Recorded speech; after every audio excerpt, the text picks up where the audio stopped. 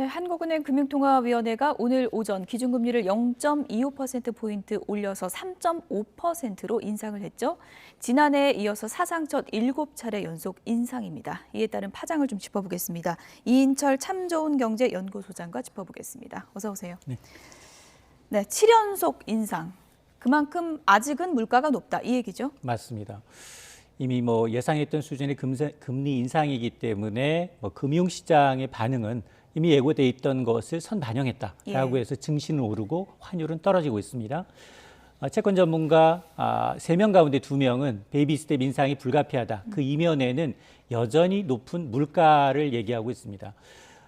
지금 보시는 것처럼 이제 기준금리는 2021년 8월부터 0.5%부터 단계적으로 9차례 올랐습니다. 지금 연 3.5%로 뛰었어요. 불과 1년 6개월 새 3%포인트나 기준금리가 뛰었는데 이건 역사상 유례를 찾아보기 힘들 정도로 빠른 속도입니다. 여기에다가 지금 이철 총재는 신년사부터 예고를 했어요. 물가 안정에 중점을 둔 통화정책 기조를 유지하겠다라고 이제 언급을 했기 때문에 이미 좀 선반영이 돼 있는데 그럼에도 불구하고 아직 5%에 뛴 물가는 여전히 좀 불안하다는 겁니다. 지난해 연평균 물가를 봤더니 5.1%예요. 연금 받으시는 분들은 괜찮아요. 이게 물가를 감안해서 더 올려주니까 국민연금이든 기초연금이든 그러나 이 대출 이자 부담 갖고 있는 차주들 그리고 이제 기업의 투자가 위축될 수밖에 없는 상황인데 연물가 5%는 우리가 IMF 이후 1998년 이후 24년 만에 최악의 수준이거든요. 그러다 보니까 지난 7월에 물가가 정점 6.3%로 정점을 찍은 이후에 단계적으로 좀 내려왔어요. 그래서 이제 11월에는 5%까지 낮아져 있는 건 맞지만 금리 인상 효과는 본 겁니까? 그러니까 금리 인상을 우리는 2021년 8월부터 시작을 했기 때문에 약간씩 보통 금리를 인상하고 난 다음 1년 정도 후에는 나타나야 되거든요. 그러니까 이제 그런 것들이 조금은 영향을 미치고 있고 가장 큰 이유는 에너지 가격, 휘발유 가격, 기름값이 낮았다는 게 가장 컸고요. 자, 그러다 보니까 아직은 물가를 잡아야 되는 겁니다. 왜냐하면 한해나 목표 관리치는 2%예요. 그러니까 아직 5%는 상당히 멀어져서 이걸 끌어내리기 위해서는 좀 가야 한다. 이 밑바닥에는 또 이제 미국도 눈치를 볼 수밖에 없는 상황인데 미국도 물가가 높고 여전히 이제 긴축 기조를 이어갈 것임을 분명히 하고 있잖아요. 올해 내에는 금리 인하가 없다라고 이제 쐐기를 박았기 때문에 아마 기준금리 격차가 이제 1.25%에서 1%로 이제 조금은 이제 축소가 됐지만 다시 그러나 미국 2월 1일 FOMC에서 다시 한번 금리를 올리게 되면 이 기준금리 격차는 또 벌어질 수밖에 없기 때문에 한해는 앞으로도 계속해서 미국의 물가며 긴축 속도를 계속 눈여겨볼 겁니다. 이창용 총재가 잠시 뒤에 이번 금리 인상 배경에 대해서 설명을 한다고 하니까 이 인상 추세가 어떻게 앞으로 좀 정해질지 그 부분도 지켜볼 수 있을 것 같고요. 세계 경제 향방을 볼 수 있다는 미국 이제 소비자 물가 지수요, CPI라고 하는데 전년 동월보다 6.5%고요. 14개월 만에 최저치기 때문에 이제 좀 물가 꺾인 거 아니냐 이렇게 보는 시각도 많더라고요. 물가는 이 한국과 미국이 정점이 한 달 정도 차이가 나요. 미국은 지난해 6월이 정점이었어요. 9.1%. 40여 년 만에 1981년 이후 40여 년 만에 최악의 물가 수준이어서 점진적으로 낮아지면서 지난달에는 6% 중반대로 낮아진 겁니다. 거기에다가 이제 전월 대비했더니 오히려 마이너스 물가가 나타나고 있고 그리고 연준이 더 중요하게 여기는 건 변동성이 큰 식품, 에너지를 제외한 근원 물가 지수도 5%대로 낮아졌거든요. 자, 그러다 보니 일각에서는 2월에 그렇다면 이제 빅스텝이 아니라 베이비 스텝으로 금리 인상폭을 조금은 이제 줄일 수 있다라는 이제 기대감이 커지고 있는데 기억하시겠습니다만 미국은 지난해 4연속 3계단씩 금리를 올렸어요. 그리고 지난해 12월에는 빅스텝이라고 해서 2단계로 금리 인상폭을 축소했기 때문에 확실히 이제 속도 전환했다라는 이제 이 시그널을 줄 수 있는데 그렇다고 해서 속도 전환했다고 해서 이제 금리 인하를 이제 의미하는 건 아니거든요. 인상폭을 줄이는 건가요? 맞습니다. 아직도 미국도 마찬가지로 물가관리 목표치 2%가 나타날 때까지 시그널이 나타날 때까지는 고금리 기조를 유지하겠다라는 이제 그런 방향성을 제시하고 있기 때문에 물가가 낮아진 건 굉장히 도움이 됩니다. 왜냐하면 달러가 일단 약세로 돌아섰고요. 또 미국의 국채 가격이 국채 금리가 떨어지고 있어요. 이런 것들은 굉장히 긍정적이지만 그러나 올해 전체로 보게 되면 상당 기간 고금리가 이제 유지될 수 있다라는 부분은 부담 요인입니다. 네, 그런데 베이비 스텝으로 올린다고 해도 최대치는 있을 거 아닙니까? 미국 금리가 그래도 최대치를 꼽는다면 어느 선까지는 올리고 그 다음부터는 올리지 않을 것 같다 이렇게 예상하는 수치가 있으신가요? 맞습니다. 지금 점도표라고 해서 예. 미국 연준위원들 19명의 연준위원들이 향후 금리 통화 정책 금리가 어느 정도 수준까지 올라갈 것입니까? 라는 점도표를 보게 되면 지난 11월에 나타났던 이 점도표상을 보게 되면 올해는 금리 인하가 없다. 한 명도. 그래서 미국의 최종 금리 상단은 5에서 5.25%가 될 것이다가 대세입니다. 근데 여기에서 지금 미국의 기준금리는 4.5%예요.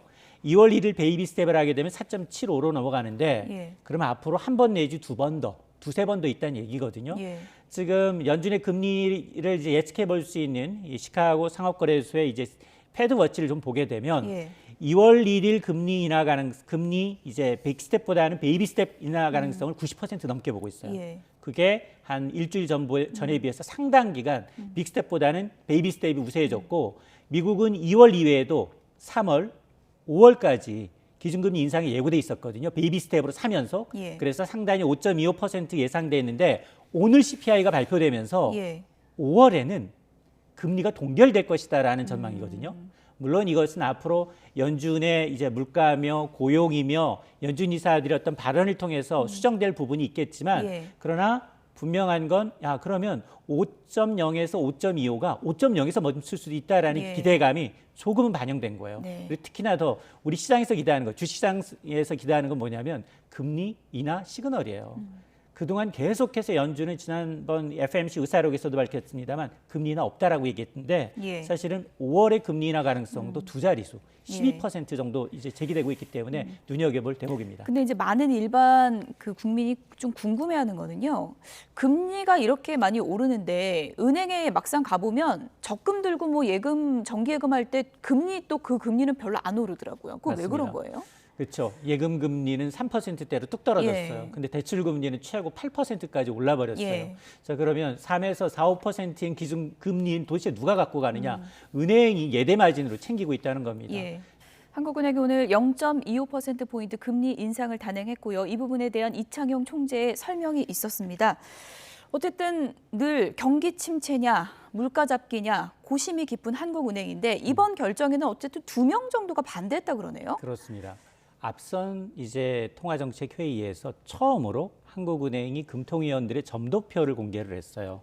거기를 보게 되면 3명은 최종 금리 상단이 3.5%까지 가야 된다. 그러니까 이번 금리 인상 말고 추가로 한 번 더 해야 된다는 얘기였고 2명은 3.25가 마지막에 돼야 한다. 이번 금리 인상으로 마지막에 한다는 거고 1명은 동결하자였어요. 예. 3%로 동결해도 힘들다라는 거였는데 지금 보면 6명의 금통위원 가운데 2명이 소수 의견이에요. 그러니까 4대 2로 엇갈린 거예요. 이 이창용 총재는 사실은 이 캐스팅 보트를 쥐고 있기 때문에 예. 표시를 안 해요. 정말 3대 3으로 팽팽할 경우에는 이창용 총재가 금리 인상합시다라고 하는 건데 예. 근데 지금 보게 되면 경기 둔화 가능성을 언급하면서도 물가 안정에 초점을 두고 하겠다 이 얘기는 한은의 물가 관리 목표치 2% 이내로 내려까지 금리 긴축 기조는 유지할 수밖에 없습니다. 더 올릴 수 있다는 얘기인가요? 그렇습니다. 더 올릴 수 있습니다. 그런데 굉장히 신경 쓰이는 부분이 뭐냐? 예. 경기 전망치가 지난해 예상했던 올해 1.7%가 아니라 그걸 밑돌 가능성이 있다는 겁니다. 라는 얘기는 지금 기획재정부, 정부가 지금 올해 성장률 전망치 1.6%로 제시했거든요. 한은도 더 낮출 수 있다는 얘기입니다. 이 얘기는 경기 하방 리스크도 굉장히 신경이 쓰인다는 거예요. 정부가 지금 올해 들어서 지난해부터 3차례 걸쳐서 부동산 대책을 내놓고 있는 이유가 굉장히 그 경기, 내수 경기에 미치는 영향이 크기 때문이고 또 대외 경기가 불확실 때 내수 경기가 받쳐줘야 되기 때문에 아마 앞으로 이제 한은은 예. 물가도 중요하지만 이 성장률도 상당히 신경 쓰이는 대목입니다. 네, 끝으로 이 부분을 좀 짚어보고 마무리를 할게요. 금리가 이제 너무 오르다 보니까 부동산 가계대출 은행권에 18년 만에 처음으로 줄었다 그럽니다. 가계대출 뭐 빚더미다 뭐 이런 문제는 있었지만 이게 이렇게 줄어드는 게 꼭 좋은 신호로 볼 수 없다 이런 또 시각도 있더라고요. 맞습니다. 이게 부채라는 건 역설적으로 보면 부채 증가폭 그리고 국가 경제 대비 늘어나는 속도는 우리나라가 전 세계 가장 빠른 게 맞습니다. 예. 근데 경기에는 굉장히 부정적이에요. 이렇게 대출 이자 부담이 커져서 내가 임의대로 쓸 수 있는 가처분 소득이 줄어들게 되면 그러면 어떤 일이 발생하느냐? 소비가 위축돼요. 소비가 위축된다는 건 우리가 지금 올해는 수출에 기대할 수가 없거든요. 지난해도 이제 수출이 마이너스였는데 올해는 수출이 더 마이너스.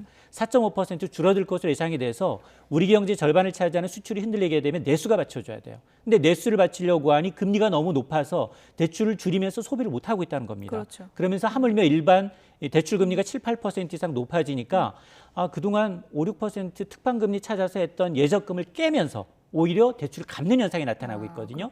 자, 그러다 보니까 앞으로 상당 기간 이게 악순환이에요. 가계가 소비를 줄이게 되면 기업들은 투자를 하지 않습니다. 기업들이 투자를 하게 되지 않으면 일자리가 줄어들거든요. 일자리가 줄어들게 되면 경기에 다시 악순환이 되는 둔화되는 악순환이 이어질 수 있다라는 겁니다. 일단 상반기에는 경기에 대해서 좀 먹구름이 좀 짙어지는 요인들이 많아지고 있는 건 분명한 것 같습니다. 지금까지 이인철 참 좋은 경제 연구소장이었습니다. 고맙습니다.